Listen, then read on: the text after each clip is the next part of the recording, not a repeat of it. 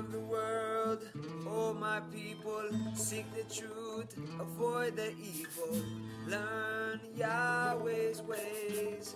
Torah Life Ministries. Hello everybody, it's Paul Neitzel with Torah Life Ministries doing this week's Torah Parashah, and this week's Torah Parashah is Leviticus 19:1 to 20:27.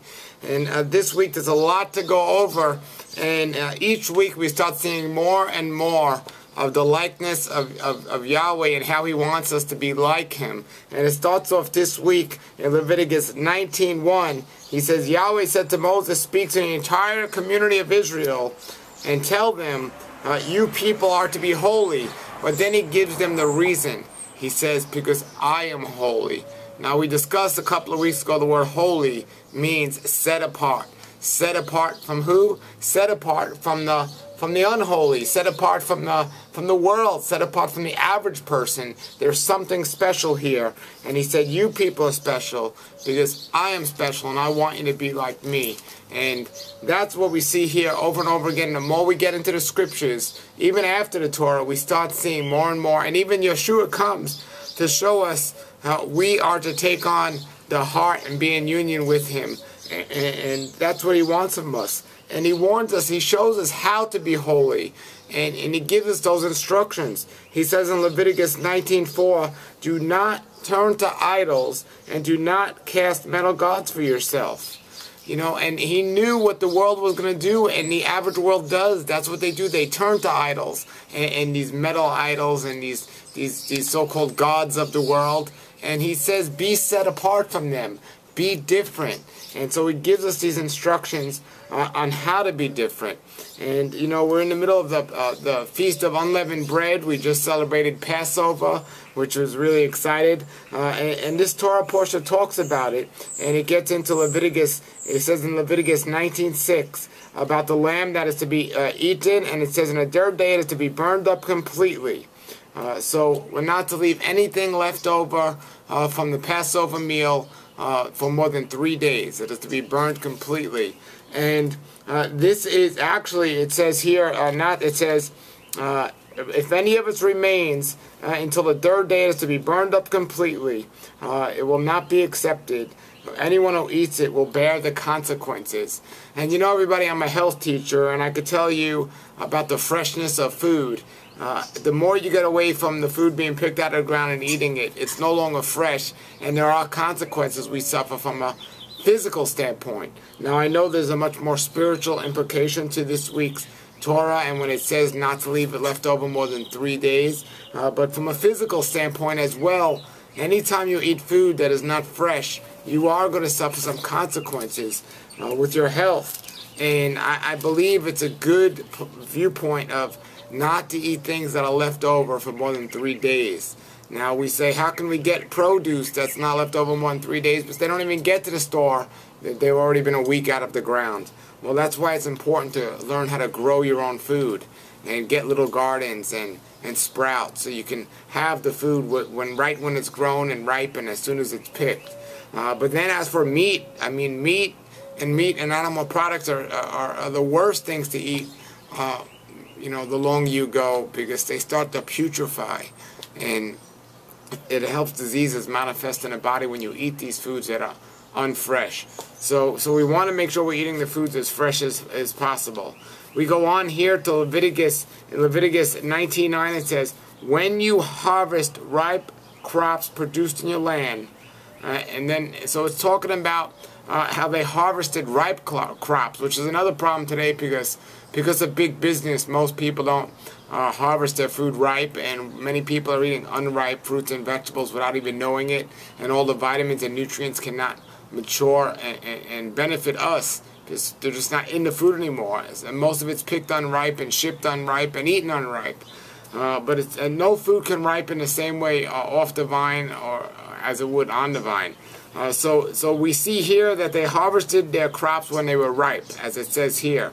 But it also talks about the spiritual implication of giving. And it says, don't just, be greedy and harvest completely everything on your farm.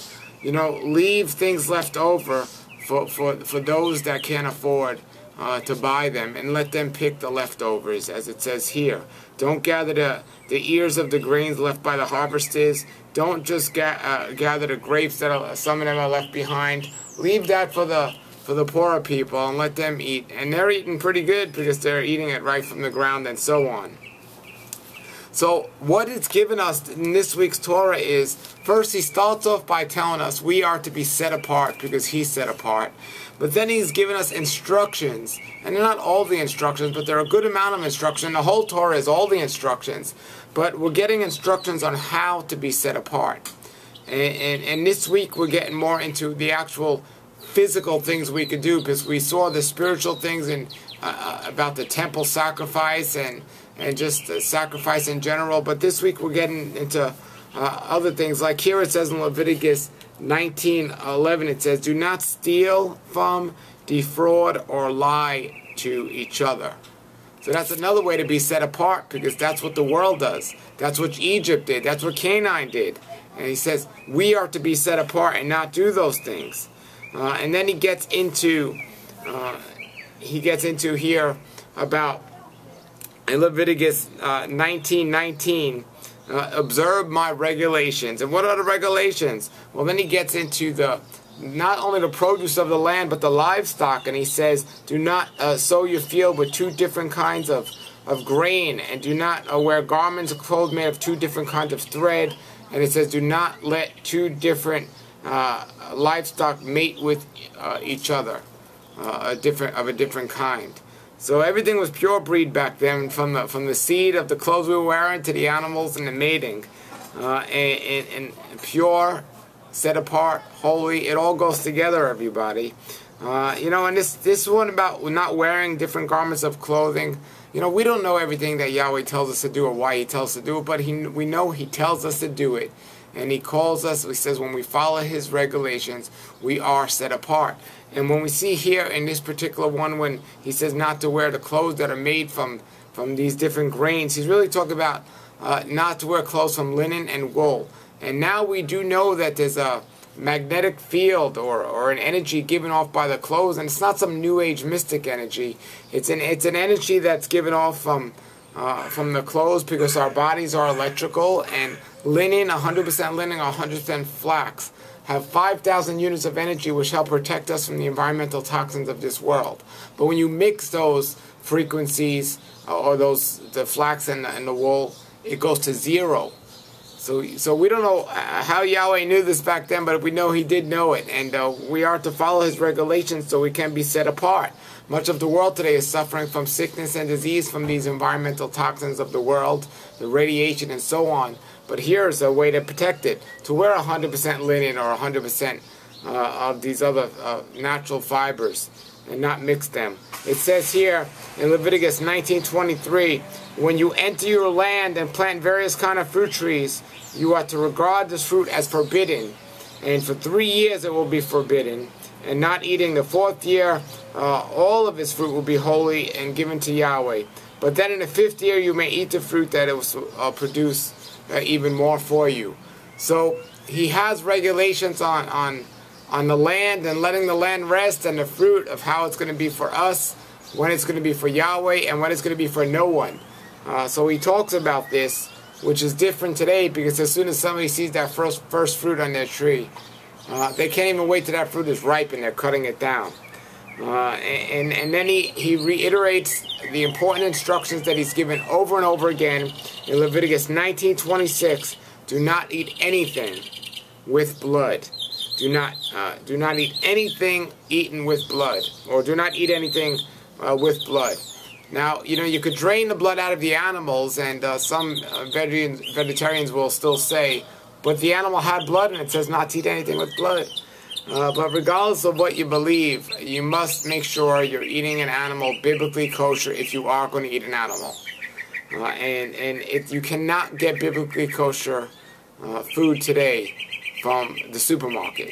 So unless you know somebody with their farm and their own butcher and their own facility, you're going to have a tough time just finding this. And we did another episode on what kosher truly is. You could see that on other episodes, but that's something you want to understand. Now, my favorite part of the Torah, and you'll see why here, it says here in Leviticus 19:27, it says, don't round the hair of your temple or mar the edges of your beard. You know, and the edges of the beard would be the lines of the beard. Now, you know, there's nothing that says do not trim the beard. I just like to have a long beard because that's what Yahweh gave me. But there's nothing that says doesn't trim it, but do not mar the edges of the beard or shape the edges of the beard, because we're called not to imitate the ways of the Canaanites where we're going, or the Egyptians where we came from. And that's what they did. They made funny shapes to their beards, even goatees. And people always ask me, well, where in the scripture does it say that? Well, it says here, do not mar or destroy the edges of your beard. Do not destroy your beard. Now, you know, every man grows a beard. Some people just decide to destroy it on a regular basis.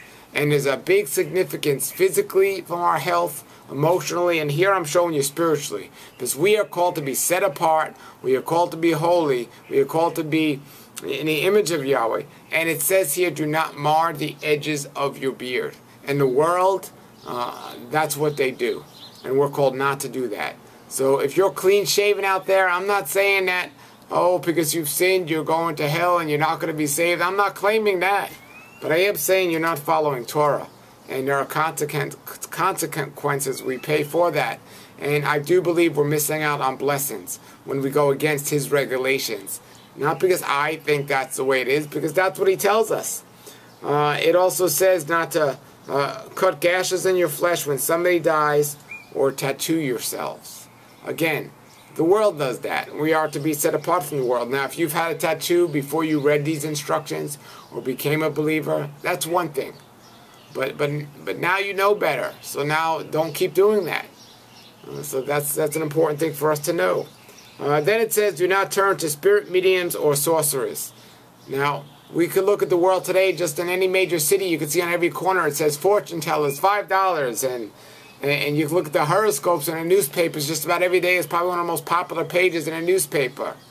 And am I saying you're not following Torah if you look at those horoscopes? Well, it says here, do not turn to spirit mediums or sorcerers. And that's all horoscopes what they are.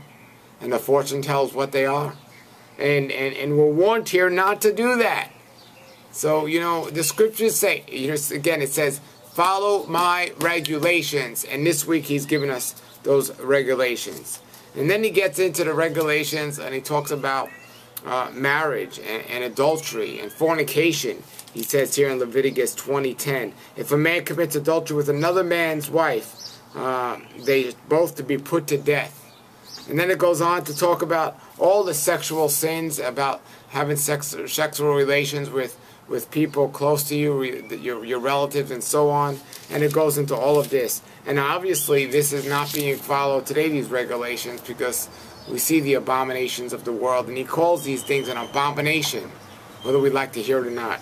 So everybody, this is this week's Torah, and we are called to be set apart and to follow His regulations. So that's this week's Torah. Please read it if you haven't yet. And have a great Shabbat, everybody. And we'll see you again next week here. Until then, check out the other videos on Torah Life Ministries. And we also have Raw Life Health Show for you as well. All right, everybody. Until then, have a great Shabbat and Shalom, Shalom. Come out of the world, oh my people, seek the truth, avoid the evil, learn Yahweh's ways.